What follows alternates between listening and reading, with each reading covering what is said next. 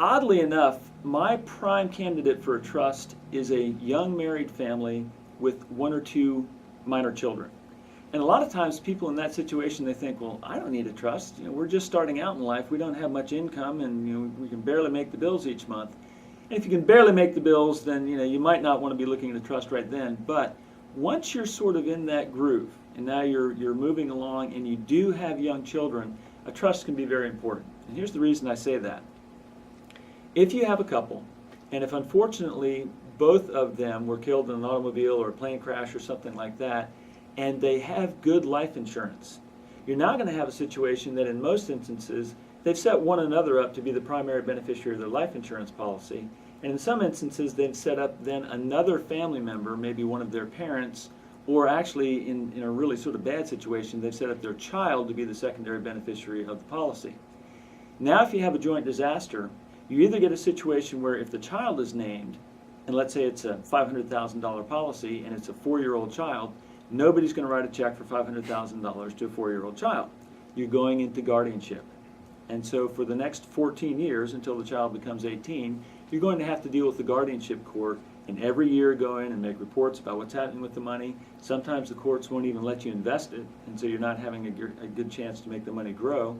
And when the child turns 18, they get all the money. What does an 18-year-old do with a lot of money? Blows it. Okay? So if you have a trust, you set it up and you can still have your spouse as the primary beneficiary of your life insurance policy, but if both of you do go in a joint disaster, you have the trust as the secondary beneficiary. Now you've got a situation where in the trust it talks about the fact that you have children. You have named a trustee, somebody that you know, love, and or trust, who can now manage those assets for the benefit of those children. They can do whatever the trust says that they can do. They do have to be careful about things, and you want to make sure that you pick a good trustee, but there's no court involvement. And will the child get the money when they're 18? Probably not. I always tell people the minimum age at which a child should receive any income, or any principal I should say, directly to themselves is 25 years old. Your brain changes around 25. That's why your insurance rates go down. And in many instances we'll have it stair-stepped out. They get some when they're 25, a little bit more when they're 30, the rest when they're 35. And those aren't hard-cut numbers. It's just something that I often suggest to people. But when you have those minor children, that's a great thing that the trust can do for you, because it gives you some peace of mind that if there is something that happens to both you and your spouse, the children are taken care of. Now, trust can also be great for older couples.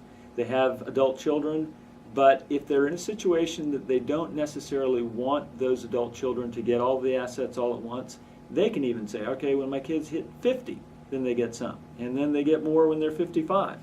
At a certain point, they have to grow up and take care of themselves.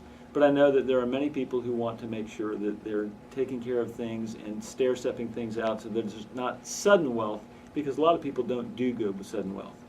If you have any special needs individuals in your family, you have somebody who has any sort of a disability, then we can do what's called a special needs trust for them, and there can be a great quantity of money in the trust, but it doesn't count against them in terms of public benefits. They can still qualify for Medicaid benefits, they can still get government-provided assistance in a number of things, and the trust can be there to provide other quality of life things for them. It can be something even like cable TV, but it can also be medical equipment that the government won't cover and they need. It can be a number of different things, but it has to be in a properly worded trust. Otherwise, the trust itself would disqualify them from ever receiving the benefits, and that could be a great disadvantage to them. So whether or not you need a trust depends on your particular situation, and we'll only know that at the end of our conversation.